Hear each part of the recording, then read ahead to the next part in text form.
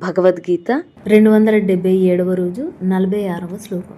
తపస్విభ్యో అధికో యోగి జ్ఞానిభ్యో అపి మతో అధికః కర్మిభ్యాశ్చాధికో యోగి తస్మద్యోగి భావార్జున.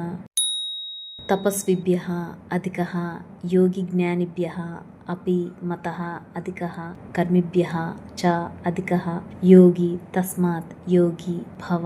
Arjuna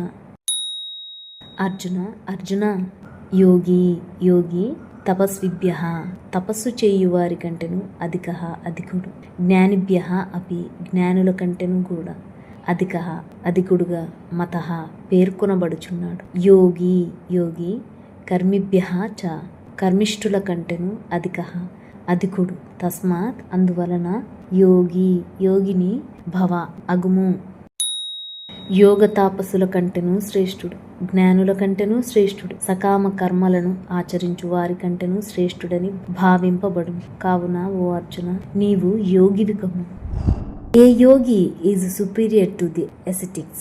He is considered greater even than the men of knowledge. He is also superior to those who perform actions with desires for their fruits. Therefore, O Arjuna, become a yogi.